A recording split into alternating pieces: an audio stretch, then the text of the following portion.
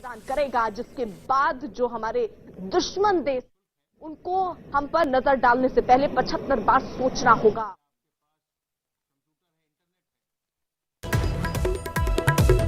ये तस्वीरें, अब वो तस्वीरें देखिए आप, जब अंबाला एयरबेस पर राफाल लैंड कर रहा है, लैंड करता हुआ राफेल, और सिपल का इंतजार था बेसब्री से। Rafale fighter jet Ambala airbase पर पहुंचा और उस वक्त की ये तस्वीरें हैं जब इसने एयरबेस पर लैंड किया। 5 राफेल अंबाला पहुंचे हैं और यहीं पर इन्हें तैनात भी किया जाना है, और हथियारों की खेप पहले ही लगभग पहुंच चुकी है। और जब इस फाइटर जेट में हथियारों को लैस कर दिया जाएगा या हथियार लोड कर दिए जाएंगे, तब ये इतना ज्यादा घातक हो जाएगा कि फिलहाल चीन और पाकिस्तान के पास इस फाइटर जेट से मुकाबले के लिए अभी कोई दूसरा लड़ाकू विमान है नहीं। इसके पास इस विमान में जो मिसाइलें लगी होंगी, तैनात होंगी, वो दुश्मन को मीलों दूर से, किलोमीटरों दूर से नेस्तनाबूद करने में सक्षम होंगी। और इन्हीं बातों को ध्यान में रखकर कह सकते हैं कि राफेल रणनीतिक बढ़त दिलाने में भारत और चीन पर कामयाब रहेगा। राफेल कि ये उस वक्त की तस्वीरें हैं, एक्सक्लूसिव तस्वीरें हैं, जब अंबाला एयरबेस पर फाइटर जेट ने लैंड किया। तो अंबाला एयरबेस की तस्वीरें हैं ये।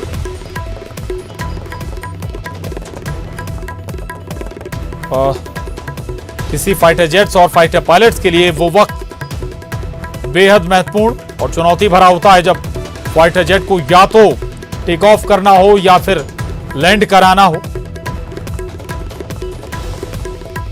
और इन फाइटर जेट्स को भारतीय पायलट ही 7000 किलोमीटर से ज्यादा फ्लाई कराकर, उड़ाकर भारत लाए हैं। ये 5 बेहद अत्याधुनिक fighter jets, Rafale fighter jets भारतीय वायुसेना सेना को न केवल और मजबूत करेंगे बल्कि हौसला भी बढ़ाएंगे भारतीय जो फाइटर पायलट्स हैं उनका। और चूंकि अब आधुनिक विश्व में थल की बजाय वायुसेना के जरिए लड़ाइयां ज्यादा अंजाम तक पहुंचती हैं, बहुत महत्वपूर्ण भूमिका होती है किसी भी देश की वायुसेना की। और भारतीय वायुसेना लगातार अपने आप को मजबूत करती हुई और ज्यादा सबल करती हुई, और उसी दिशा में राफेल का भारतीय वायुसेना में शामिल होना एक और महत्वपूर्ण कदम है। आज 5 राफेल भारतीय वायुसेना में शामिल हो रहे हैं। 17वीं स्क्वाड्रन होगी राफेल की, भारतीय वायुसेना की 17वीं स्क्वाड्रन होगी जिसमें राफेल शामिल होंगे। और ये देखिए आप तस्वीरें इस वक्त। आपको यह भी बता दें कि अक्सर जब नए फाइटर जेट्स भारत में आए हैं तब उनकी तैनाती के लिए अंबाला एयरबेस को चुना गया है। इसकी वजह यही रही है कि यहां से जो चीन और पाकिस्तान की सीमाएं बहुत ज्यादा दूरी पर है नहीं, यहां से इन दोनों देशों को बहुत जल्दी जरूरत पड़ने पर जवाब देना संभव होता है। और इसीलिए राफेल की तैनाती भी इसी एयरबेस पर होने जा रही है। हालांकि यहां पर पहले से जैगुआर, जिन्हें बॉम्बर के तौर पर जाना जाता है, उनकी तैनाती है। जगुआर की स्क्वाड्रन यहां पर तैनात है। इसके अलावा MiG-21 बाइसन की स्क्वाड्रन भी यहां पर तैनात है, लेकिन MiG-21 बाइसन धीरे धीरे बेड़े से हट रहा है या फिर रिटायर हो रहा है और उसकी जगह राफेल और राफेल के अलावा स्वदेशी तकनीक से बना LAC, जो भारत ने खुद अपनी तकनीक विकसित कर हल्का लड़ाकू विमान तैयार किया है, वो अब जगह लेंगे। लेकिन अभी जो पल हैं, जो मोमेंट है, वो बेहद महत्वपूर्ण है, बेहद अहम है, क्योंकि ये फाइटर जेट, खासतौर से राफेल फाइटर जेट जिसका हम जिक्र कर रहे हैं, ये पूरी दिशा को मोड़ने वाला फाइटर जेट होगा। ये लड़ाई को, जंग को, पड़ोसी से गतिरोध को मोड़ने में सक्षम है, दबाव बनाने में सक्षम है।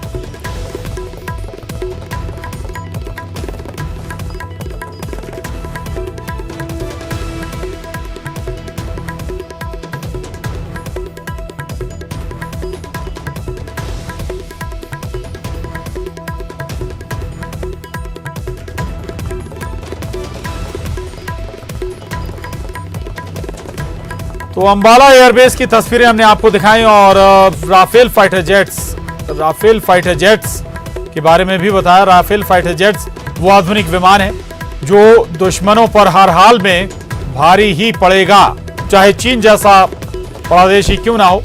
संख्या ज्यादा हो सकती है उनकी फाइटर जेट्स की हमारे फाइटर जेट्स के मुकाबले, लेकिन इतना आधुनिक, इतना घातक, दुश्मन को नेस्तनाबूद करने वाला फाइटर जेट्स ना तो पाकिस्तान के पास है, ना ही चीन के पास है। और ये लद्दाख जैसे दुर्गम इलाकों में भी बेहद उपयोगी साबित होने वाला है, क्योंकि मल्टी रोल जेट है। ये हर मौसम में, हर परिस्थिति में, हर ग्राउंड कंडीशंस में ये फाइटर जेट बेहद उपयोगी रहने वाला है।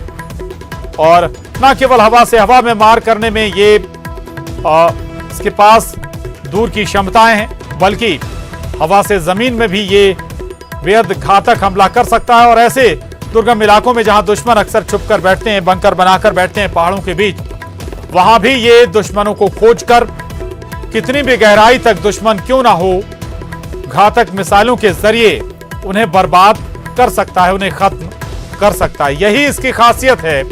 और इसीलिए कई और जो खासियतों के साथ मिलकर ये विमान दुश्मनों पर भारी पड़ता हुआ नजर आता है। 3 बड़े युद्धों में इस विमान का इस्तेमाल हो चुका है। लीबिया, इराक, अफगानिस्तान, इन तीनों युद्ध में राफेल का भरपूर उपयोग किया गया है। राफेल ने अपने जलवे भी इन तीनों युद्ध में दिखाए हैं। और आपको यह भी बता दें कि इस राफेल में कई तरह की जो आधुनिक मिसाइलें हैं वो तैनात की जा सकती हैं और करीब 25 से 26 हजार किलोग्राम ये वेट भी उठा सकता है। यानी कि इतने हथियार और इतने ही भार के मिसाइलें ये अपने साथ ले जा सकता है। बहरहाल यहां रुक रहे एक छोटे से ब्रेक के लिए, फौरन लौटेंगे जाएगा। तो चलिए अब अगली खबर का रुख कर लेते हैं। अगली खबर छतरपुर से है। छतरपुर में तेज बारिश के बाद यहां से प्रसिद्ध जटाशंकर धाम का झरना पानी से लबालब हो गया है। झरने का पानी मंदिर की सीढ़ियों से होकर मंदिर के गर्भगृह तक पहुंच रहा है और जटाशंकर धाम की सुंदरता को देखने के लिए बड़ी संख्या में लोग यहां पहुंच रहे हैं और पवित्र कुंड में स्नान कर भगवान से मनोकामना भी मांग रहे हैं। ये तस्वीरें देख रहे हैं आप, ये तस्वीरें छतरपुर स्थित प्रसिद्ध धाम जटाशंकर धाम का नज़ारा है। ये जहाँ झरने के पानी से जटाशंकर धाम पूरी तरह से लबालब है और झरने का जो पानी है वो मंदिर की सीढ़ियों से होकर मंदिर के गर्भगृह तक पहुंच रहा है। जटाशंकर धाम की सुंदरता को देखने के लिए दूर दूर से लोग यहां पहुंचते हैं, भोले की भक्ति में डूब जाते हैं और पवित्र कुंड में स्नान कर भगवान भोलेनाथ से मनोकामना भी मांग रहे हैं। तो छतरपुर से ये तस्वीरें सामने आई हैं। छतरपुर में प्रसिद्ध जटाशंकर धाम की ये तस्वीरें हैं, जहां झरने का पानी गर्भगृह तक पहुंच रहा है। पूरी तरह से गर्भगृह पानी से लबालब है और यहां पर लोग स्नान कर भोलेनाथ से अपनी मनोकामना पूरी करने की प्रार्थना भी कर रहे हैं। यह अद्भुत दृश्य है और इस दृश्य को देखने के लिए, इस नज़ारे को देखने के लिए दूर दूर से लोग यहाँ पहुँचते हैं। आम दिनों में भी यहाँ भक्तों का बड़ी संख्या में जमावड़ा होता है। हर रोज हजारों की संख्या में भक्त यहाँ पर पहुँचते हैं भोलेनाथ के दर्शनों के लिए। और ये तस्वीरें भी हैं। सुनील हमारे साथ जुड़ गए हैं। सुनील, ये अद्भुत नज़ारा, और आम दिनों में भी यहाँ भक्तों की खासी संख्या होती है। स्वाभाविक है कि इस नज़ारे को देखने के लिए भी लोग बड़ी संख्या में पहुंच रहे होंगे। सुनील जी बिल्कुल, जो जटाशंकर धाम है, यह बुंदेलखंड का केदारनाथ कहा जाता है, जहाँ पर जो है लाखों की संख्या में श्रद्धालु पहुंचते हैं। हालांकि अभी जो कोरोना महामारी चल रही है उसके चलते जो है मंदिर के दर्शन बंद हैं। आज जब सुबह बारिश हुई तो एक अद्भुत नजारा देखने को मिला। यहाँ पर क्या है, जो पहाड़ों पर ये मंदिर स्थित है और पहाड़ों से झरने हैं और झरने से यह पानी आता है। और जो देख सकते हैं तस्वीरों में किस तरह से जिस पानी जो ऊपर झरनों से आया था, कितना अद्भुत दृश्य था। और जो वहाँ पर लोग थे वो अद्भुत सुंदरता को देखते हुए मंत्रमुग्ध हो गए। उनका ये कहना था कि जिस तरह से बारिश का मौसम होता है और झरने से जब पानी नीचे आता है तो बहुत ही सुंदर दृश्य दिखाई देता है। हालांकि कोरोना महामारी के चलते ज्यादा श्रद्धालु वहां पहुंच नहीं रहे, लेकिन यह जो तस्वीरें हम देख सकते हैं किस तरह से बिल्कुल सुंदर तस्वीरें हैं। जी वाकई में गर्भगृह पूरी तरह से लबालब है। और ये सुनील, हर साल ऐसी स्थिति बनती है या फिर इस बार कुछ नज़ारा जो अलग है, हटके है? सुनील जी बता दें, जैसे ही बारिश का मौसम आता है और ये पहाड़ों पर जो जटाशंकर धाम है पहाड़ों पर स्थित है, चारों तरफ से घने जंगल हैं और बीच में ये पहाड़ों बीचों बीच जो है महादेव शिव मंदिर है वहाँ पर स्थित है। और बहुत ही जो है प्रसिद्ध है, बुंदेलखंड का केदारनाथ कहा जाता है। यहाँ पर देश दूर दूर से यहाँ पर दर्शन करने लोग पहुँचते हैं। ये जैसे ही बरसात का मौसम होता है और जो वहाँ पर झरना है, जो ऊपर से झरने से जो पहाड़ों से पानी आता है, तो एकदम से वो तेज पानी जो है वहाँ से निकलता हुआ आता है। देख सकते हैं गर्भगृह तक वहाँ पर भर के आया। और यहाँ पर जो 3 कुंड भी बने हुए हैं, इसके जो 3 कुंड है अलग अलग उनका गर्म पानी रहता है। और लोगों को ऐसी मानता है कि जब भी 3 कुंडों से जो स्नान करते हैं कोई भी कर्म रुकता है वहाँ पर दूर रहता है। ये हर साल की तस्वीरें, जब भी अच्छी तेज बारिश होती है इस तरह की जो है सुंदरतापूर्ण तस्वीर वहाँ पर दिखाई देती है। जी प्रशांत, बिल्कुल काफ़ी खूबसूरत तस्वीर नज़र आती है। और इस बार तेज़ बारिश के बाद, चूँकि पहाड़ों के बीचों बीच स्थित है जटाशंकर धाम, चारों तरफ से पानी, और पानी के बाद जो जटाशंकर का गर्भगृह है वहाँ पर पानी सीढ़ियों के माध्यम से जा पहुँचा है। और फिलहाल सुनील, क्या कब तक यहाँ पर लोगों के लिए सामान्य तौर पर खोला जा सकता है, चूंकि संक्रमण काल अभी चल रहा है?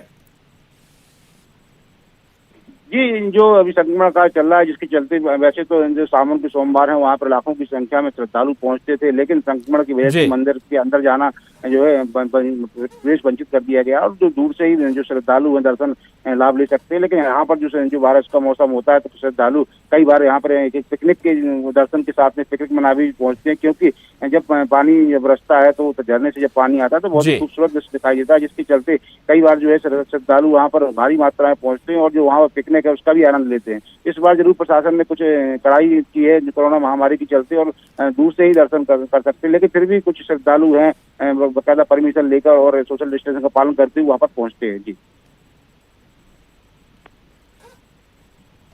बिल्कुल, जो तस्वीरें नजर आ रही हैं, प्राकृतिक झरना यहाँ पर सुनील हमेशा बनता है ये, और इसे देखने भी लोग पहुंचते होंगे।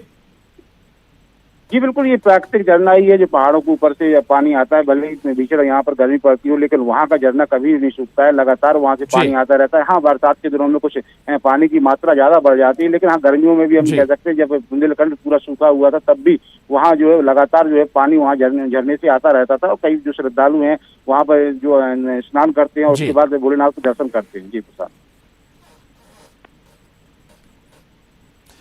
बिल्कुल, यानी कि ये अपने आप में खासियत है कि कितनी भी गर्मी हो जाए ये झरना सूखता नहीं है और लगातार झरने के माध्यम से भोलेनाथ का जलाभिषेक लगातार होता रहता है। यही खासियत भी है। सुनील, यहाँ की कुछ और भी खासियतें हैं। आप बता भी रहे थे कि बुंदेलखंड का ये केदारनाथ कहा जाता है। कुछ और जो किंवदंतियां इस धाम से या इस जगह से, प्रसिद्ध जगह से जुड़ी हों, वो आप बताएं सुनील। जी बता दें, जो ये जो जटाशंकर धाम है यहाँ पर करीब छतरपुर से 70 किलोमीटर दूर स्थित है और घने पहाड़ों पे जंगल में बीचों बीच यहाँ पर जो है महादेव शिव का मंदिर स्थापित है और वहाँ पर 3 कंडे बने हुए हैं जिनके नहाने से किसी भी जो है चर्म रोग का जो है सफल पूर्वक उनका ठीक हो जाता है, ऐसा लोगों को मानना है। दूसरी तरफ ये कहा जाता है कि जो निसंतान दंपत्ति वहाँ पर मनोकामना लेकर पहुंचते हैं और उनकी जो है महादेव की कृपा से पूरी मनोकामना उनकी पूर्ण होती है। और ये बता दें कि वहाँ पर जो अन्य जंगल का एरिया है पूरा, और जो कुछ वहाँ पर गुफाएं हैं जो पुरानी मोना सैया की गुफाएं कही जाती हैं, जो पुराने आदि मानव के काल की वहाँ पर जो गुफाएं हैं उनको भी देखने भारी मात्रा में लोग वहाँ पर पहुंचते हैं। जी बिल्कुल, इस शिव मंदिर का नाता आप कह सकते हैं कि कई तरह की धारणाएं या कई तरह की आस्थाएं इस मंदिर से हैं, भगवान भोलेनाथ में हैं। लोगों को लगता है कि तमाम तरह के रोग, चर्म रोग ठीक हो जाते हैं। जो निसंतान होते हैं उन्हें संतान प्राप्त हो जाती है। गुफाओं का जिक्र सुनील कर रहे हैं। सुनील, ये भी बताया जाता है कि यहाँ पर कुछ डाकुओं का वास भी इस क्षेत्र में रहा है। जी बिल्कुल, जिस तरीके से यहाँ पर चारों तरफ जंगल का एरिया लगा हुआ है और आदिवासी एरिया भी है और यहाँ पर जो पुराने जो डाकू हुआ करते थे उनकी शरण स्थली थी है और जो उन्होंने ये बताया जाता है कि कुछ जो शिव मंदिर है वहाँ पर भी डाकू रहते थे। ये करीब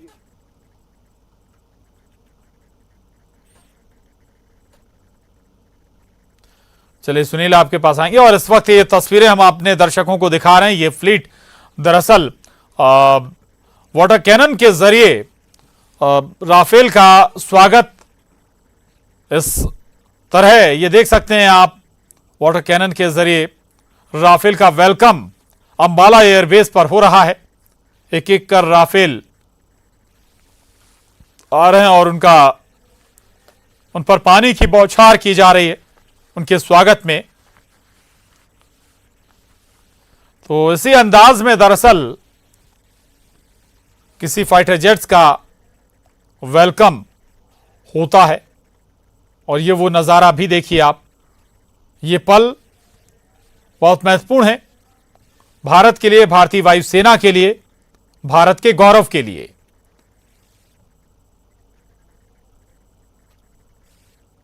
ऐसे आधुनिक जेट्स, फाइटर जेट्स और इन्हें उड़ाने वाले फौलादी जज्बों वाले फाइटर पायलट्स भारतीय वायुसेना में, जो कभी भी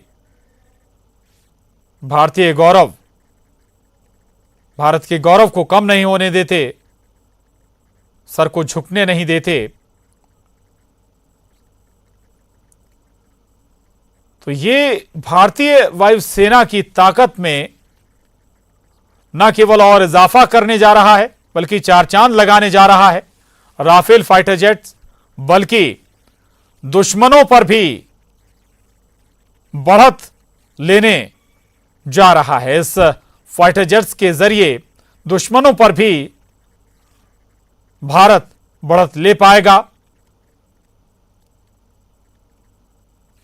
भले ही भारत अपनी तरफ से किसी पर हमला ना करता हो, लेकिन मुंहतोड़ जवाब देने में भारतीय सेनाएं, चाहे वायुसेना हो, थल सेना हो या जल सेना हो, कभी पीछे नहीं रही। और अब भारतीय वायुसेना में इस जेट के शामिल हो जाने के बाद ताकत स्वाभाविक है कि कहीं ज्यादा बढ़ी है, मारक क्षमता बढ़ी है, दूर तक जवाब दे सकते हैं इस फाइटर जेट्स के जरिए दुश्मनों को। हालांकि ऐसा नहीं कि केवल यही फाइटर जेट्स, हालांकि और भी जो दूसरे फाइटर जेट्स हैं भारतीय वायुसेना के, वो भी जान रहे हैं, लेकिन ये अब उन सभी फाइटर जेट से कहीं ज्यादा आधुनिक है। और इस फाइटर जेट का, राफेल फाइटर जेट का कई तरीके से इस्तेमाल किया जा सकता है, कई अभियानों में, खोजी अभियानों में और निगरानी अभियानों में। इसके अलावा जमीन से, हवा से जमीन पर मार करने और हवा से हवा में मार करने में भी ये फाइटर जेट्स सक्षम है। और इसीलिए भारतीय वायुसेना की ताकत, आप कह सकते हैं कि इस जेट के आ जाने से कई गुना ज्यादा बढ़ गई है। आगे बढ़ते हैं और अब खबर राजधानी रायपुर से। राजधानी रायपुर के नजदीक माता कौशल्या की जन्मभूमि चंदखुरी में जल्द ही भव्य मंदिर का निर्माण शुरू हो जाएगा। मुख्यमंत्री भूपेश बघेल अपने परिवार के सदस्यों के साथ चंदखुरी पहुंचे हैं और माता कौशल्या के प्राचीन मंदिर में पूजा अर्चना की और प्रदेश की खुशहाली और समृद्धि की कामना की। उन्होंने मंदिर के सौंदर्यीकरण और परिसर के विकास के लिए तैयार परियोजना के विस्तार की जानकारी ली है। और इस मौके पर मुख्यमंत्री सीएम भूपेश बघेल ने कहा कि मंदिर के सौंदर्यीकरण के दौरान मंदिर के मूल स्वरूप को यथावत रखते हुए यहां आने वाले श्रद्धालुओं की सुविधाओं का विशेष रूप से ध्यान रखा जाएगा। राम वन गमन पर्यटन परिपथ में प्रस्तावित 9 स्थलों के विकास के लिए बनाया गया 137.45 करोड़ का कॉन्सेप्ट प्लान। चंदखुरी मंदिर के सामने बाईपास सड़क की स्वीकृति भी दी गई है। वहीं राष्ट्रीयकृत बैंक की शाखा भी यहां पर खुलेगी और पर्यटकों की सुविधा के लिए स्थलों में पेयजल, शौचालय, विद्युतीकरण, रेस्टोरेंट, पहुंच मार्ग भी बनाए जाएंगे।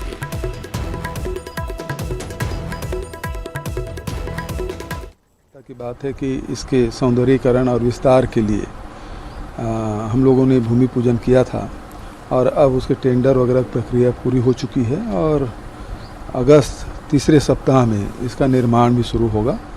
ग्रामीण जनों में बहुत उत्साह है, बहुत श्रद्धापूर्वक इन लोगों ने निर्माण भी किया था, तो इसमें और अच्छा विस्तार हो, लाखों लोग दर्शन के लिए आएंगे तो उनकी सुविधा के हिसाब से इसको विकसित भी करना है। राम वनगमन पथ का निर्माण भी, उसकी भी तैयारी हमारी चल रही है।